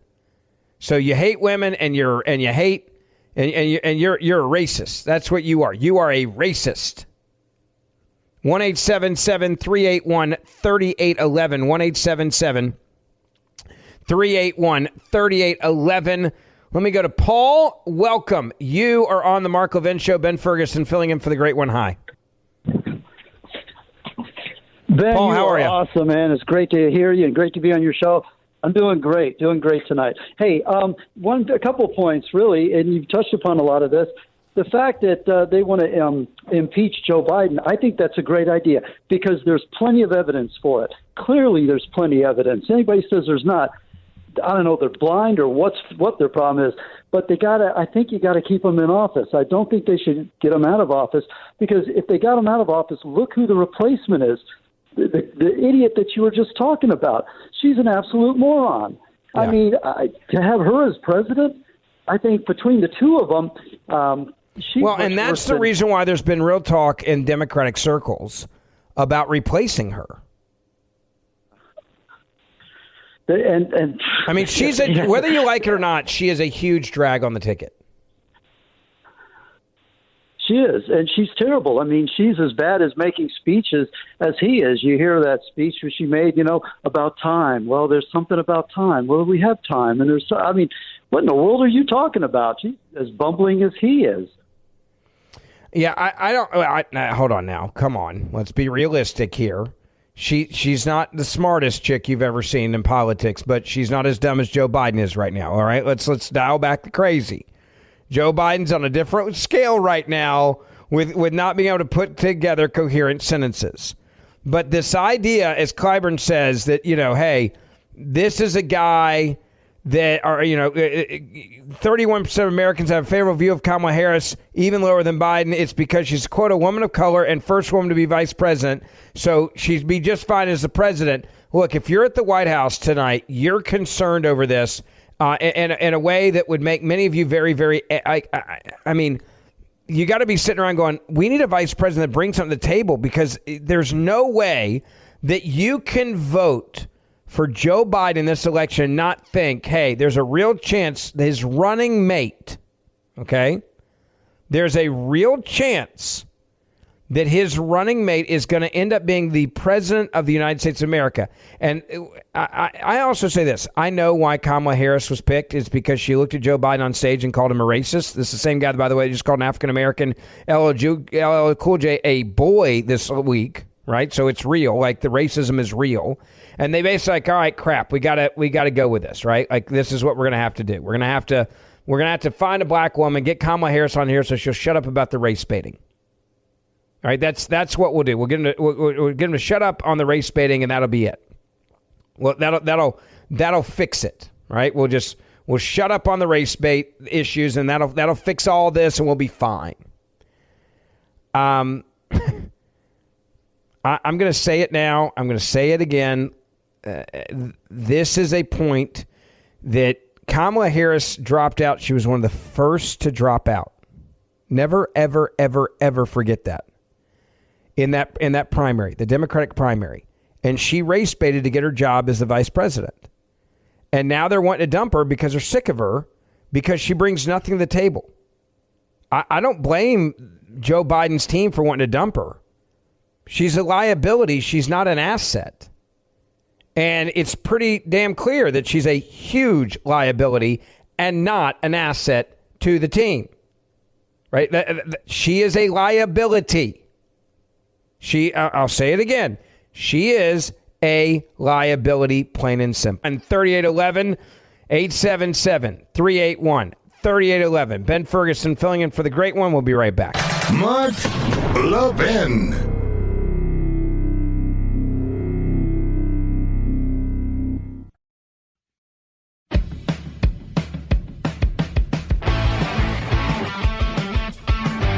Welcome back. It is the Mark Levin Show. Ben Ferguson filling in for the great one, Mark Levin. It's really nice to have you with us. He'll be back with you tomorrow. And if you just joined us, what is the number one issue for you this election cycle? Is it the economy or is it border security? And if you don't vote for Joe Biden, is it because you're a evil person and you think he's just too old? And if you don't like Kamala Harris, is it because you're racist? That's now what Democrats are saying. It really is amazing, isn't it? I mean, it is. To me, it is amazing how fast they will scream racism if you don't do what they tell you to do. And Kamala Harris, if you don't like her, that's your fault. That's your fault because you're a racist. Kamala Harris's favorability is a disaster. James Clyburn, now you're a racist.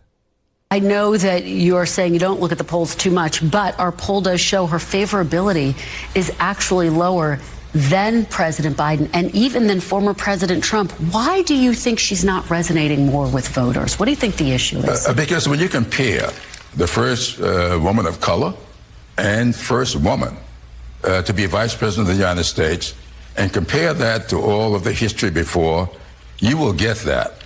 I think that during this campaign, she will demonstrate, as she did in that hall last night, that she knows exactly what she's doing. She has the capacity and the capability to be president of the United States if called upon to do so. So you're a racist if you don't vote for him or her. You're a terrible person. It's interesting, isn't he, calling African Americans, I guess, racist? Because Biden's approval rating among black voters is down 17 points since the first year of his presidency. Susan, you're on the Mark Levin Show. Ben Ferguson with you tonight. Hi. Ben, you're doing a great job filling in for the great one. Thank you. And I'm going to definitely check out your podcast. Thank you. I appreciate that. But my biggest issue, and partly is, I grew up, my grandparents fled a communist country with their youngest child, and my mom was basically brought up like, first generation, and just loved this country, appreciated so much.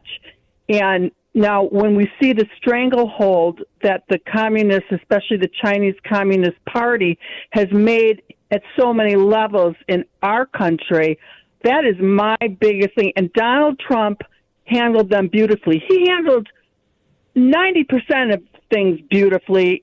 And his results, now I'm from the business world, we go by results.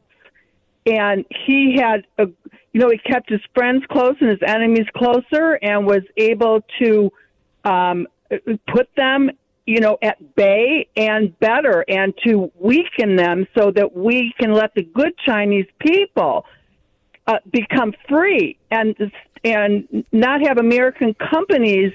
They're enslaved right now because labor. of companies that, look, Nike, for example, they don't exist with the profits they have been for slave labor over in China, and everybody knows it. But what do? We look the other way, and we don't call them out on it. We're for all the woke people in the Democratic Party, you guys sure do like your Nikes.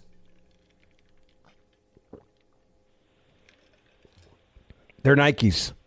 Are they really worth child labor? Yes. Are they really worth slave labor? But they will look the other way every single time. That's the Democratic Party. We like cheap stuff from China. We don't want it manufactured in America. We want to screw the American worker, but then we'll tell you we're in favor of union labor. Right? We'll tell you we're in favor of the unions and the union workload and the union labor. Right? We stand with you, UAW, and then we'll screw you as soon as we can. 877-381-3811. Ben Ferguson filling in for the great one. Mark Levin, the thunder on the right. Call in now, 877-381-3811. Welcome back. It is the Mark Levin Show. Ben Ferguson filling in for the great one. It's always an honor to be with you tonight. And when Biden took office, inflation was 1.4%. Gas was $2.39 a gallon.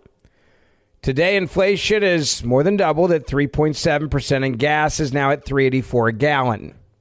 What is Biden saying about his time in office? Rewriting history? Listen. So I'm running again, and you may have noticed a lot of people are focused on my age. Well, I get it, believe me. I know better than anyone. But there's something else I know. When I came to office, this nation was flat on its back. I knew what to do. I vaccinated the nation and rebuilt the economy. So yeah, I rebuilt that economy and I was vaccinated everybody. Psycho. When you took office, inflation was 1.4. You've skyrocketed above that to 3.7, and you've skyrocketed gas prices to 3.84, and you want me to believe that you rebuilt it? Are you insane? Like, that's what you're doing. And you've destroyed our country at the border. Even Dick Durbin, listen to Dick Durbin on CNN, asked about the surge and the crisis at the border and the pressure it's now putting on Biden. Listen. Do you expect border crossings to keep rising? Well, I can tell you it's a very serious challenge that we've never seen before, at least in this volume. Do you I mean, really? That's it? Like, oh, I can tell you it's a very serious challenge that we've never seen before. It's rising. Okay, thank you. Thank you for that, Dick Durbin. So, I mean, thank you so much for that. Way to clarify all that for us.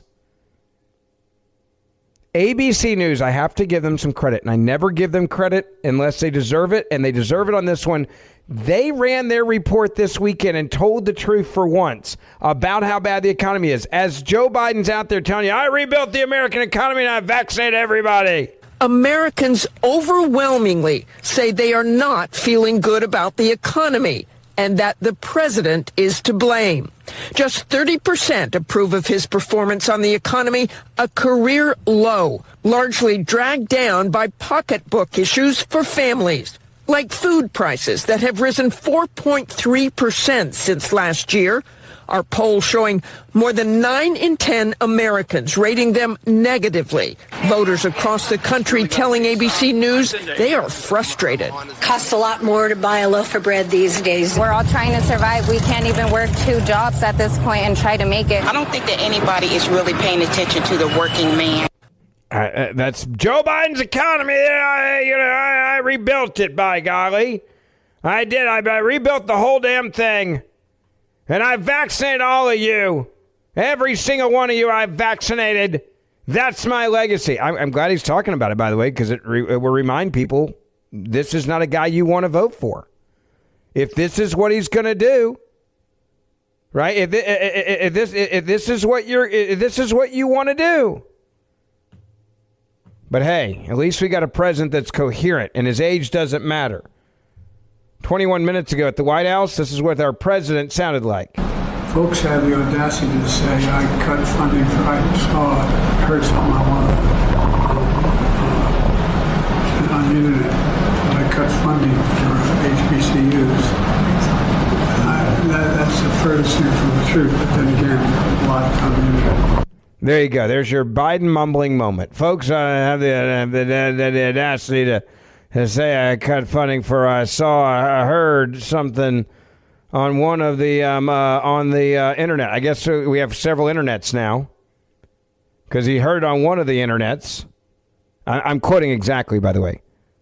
I heard something on one of the on the internet on one of the internets that I cut funding for HBCUs, but that's furthest thing from the truth. Then again, a lot on that internet. That's the exact quote of the President of the United States of America from just a few moments ago. And what's your message for the car companies before you go to Detroit with the auto workers there? When Joe Biden, confused, yelled back at a reporter a couple hours ago, "Stay under the speed limit." Yeah, his age is not an issue, folks. Joanne, you're on the Mark Levin Show. Ben Ferguson filling in for the great one. How are you? Oh, Ben, I'm fine. And the woman before me was terrific in telling you that you're great. She went over to join you, but I did too. I wrote on there. I'm the one that just wrote on there that the only thing you're doing wrong, you're like a mini Levin, but the only thing you're doing wrong is you're not saying hello every so often.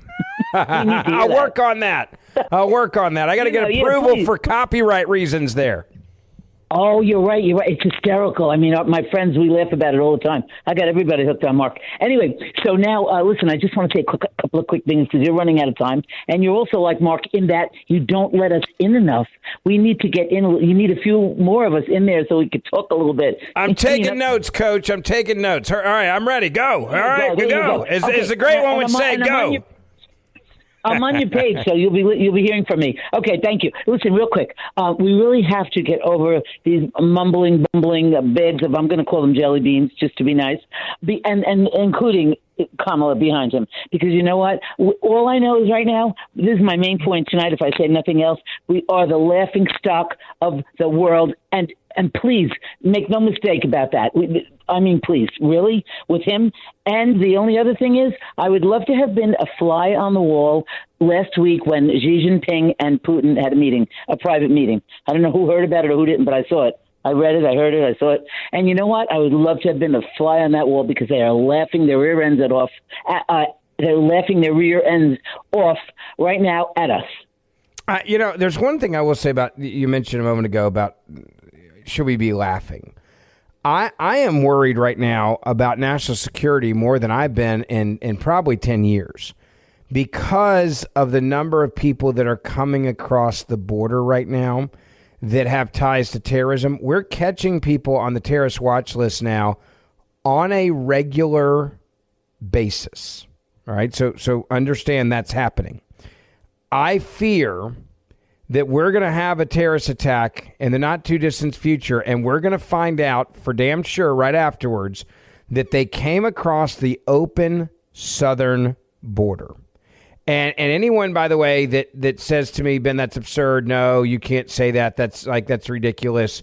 I don't believe it's ridiculous. Okay, I want to make that clear. I do not believe that this is ridiculous at all. I think it's reality. And it frustrates me because two reasons, let me say this, why it frustrates me. One, because we know it's a threat to our national security, having an open border. We should have learned our lesson after 9/11, but we've forgotten the lesson of 9/11.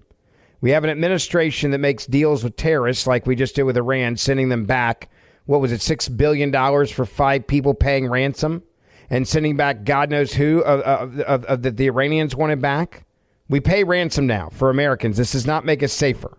To terrorists who kill American soldiers in Iraq and Afghanistan on a daily basis. That's what Iran did. The people that are chanting death to America, we just gave them $6 billion back that they had not had access to. That's who you're dealing with, and that's the incumbency of this administration.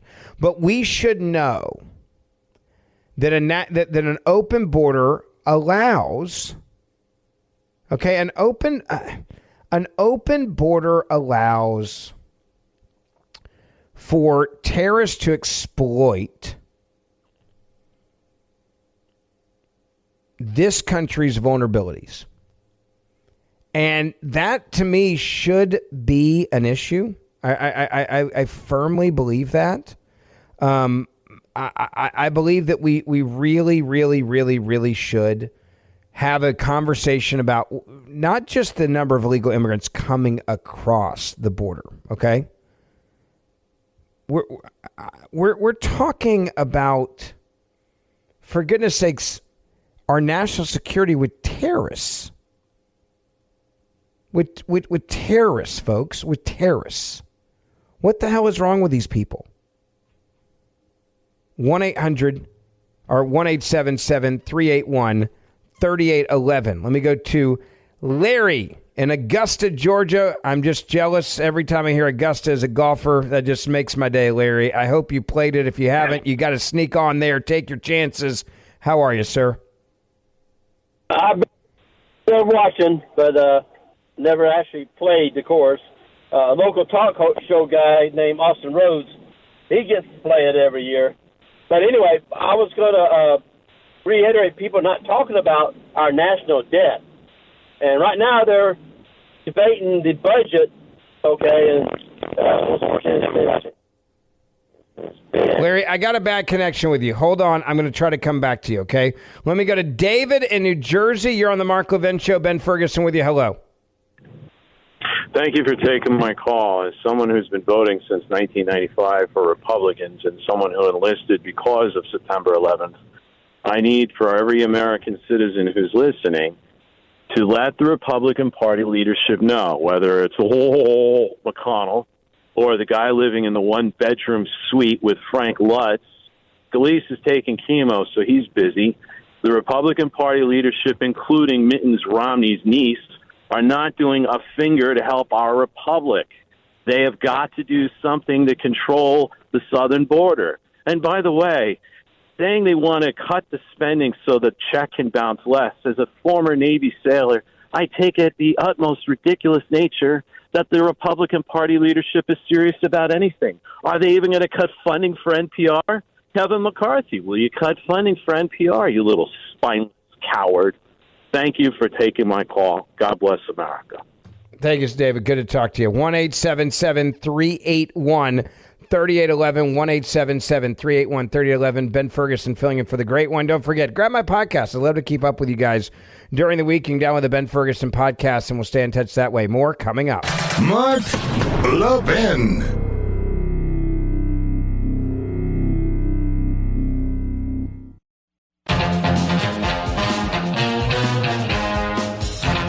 Welcome back. It is the Mark Levin Show. Ben Ferguson filling in for the great one. He will be back with you tomorrow. In the meantime, I want to get some of your reaction to this election and the new poll numbers. The poll numbers do not look good for Joe Biden. This is the first time the media is kind of starting to say, okay, we're freaking out a little bit.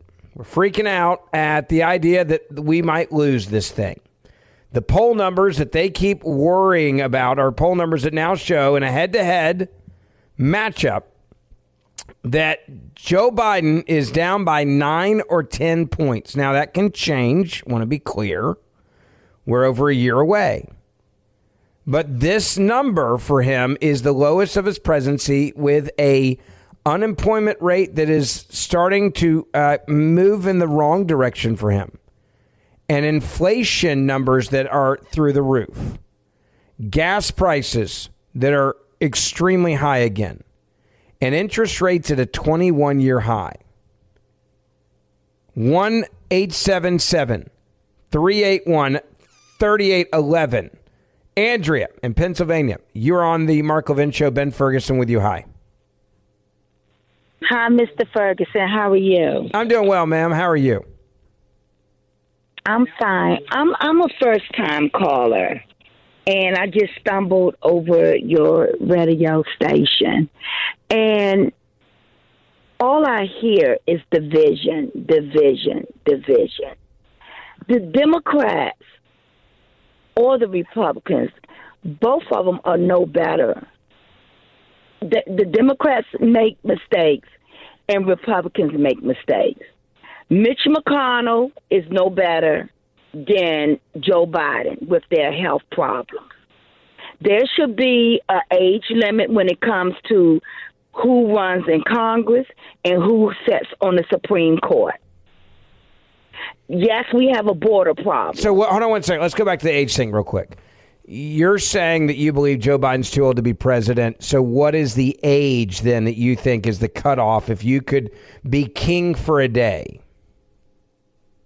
I say the age cutoff should be at least 71. Okay. Anything so let me ask you this. 71. Based on what did you come up with that number? Well, because 71 people are living longer, and sometimes at 71 you do have a sense of direction. You do have a sense of what's right, what's wrong. 71, I think it's a great age to just say, okay, after 71. So why not 70 then compared to 71? Why the one extra year? Well, because sometimes after 71, I've worked with some guys at the Naval Academy. They 71 and they still kicking and going. So in other words, you're admitting you just arbitrarily picked the age 71, not based on science, not based on life expectancy, just because you know a guy that you work with that you say 71 is probably the number. I know plenty of people that's still doing. So at 71, kick him out to pasture, right? Like, let's just get rid of him. Well, I tell you what. How old is Mitch McConnell? I don't know. I can Google it if you really need to know. Well, go ahead and Google it. All right. Okay. So Mitch McConnell's 81. He was born in 1942. Needs to step down. Okay. So Mitch McConnell's gone by age, but you would have gotten rid of him a decade ago. So Ronald Reagan would have never been president if we had it your way. Joe Biden would have never been president if we had it your way. Donald Trump would have never been president if we had it your way. So, again, this goes back to the core issue of you just picked an arbitrary number and you decided that's too old for you. My only question is, what happens when you hit 71? What are they going to do with you? Well, when I hit 71, I hope to be retired by then. What if you're not? Should they automatically retire you? Listen, I'm a single mom. I've been working, driving a dump truck for 26 years. Well, you shouldn't be able to drive a dump truck at 71. You're too old for that. Well, wait a minute. It's some guys on my job. Listen, if you're incompetent to do your job. I've met a lot of 21-year-olds, though, that are incompetent and 31-year-olds that are incompetent. Biden is, and Mitch McConnell. And okay, so you want, in other words, all right, let me recap this very quickly. You don't like either side, and you don't like old people in politics, and you want to get rid of all of them. So one other question. Who do you think should be president if you just got rid of all of them? Well, sir, to be honest, I don't know. I had a feeling that was going to be the response, and I think that's the most truthful thing you've said so far. You don't know. Thank you for summing that up perfectly for me. I'm out of time. Mark Levin will be back with you tomorrow. Love to keep up with you. Download my podcast if you would, the Ben Ferguson Podcast. Have a great night.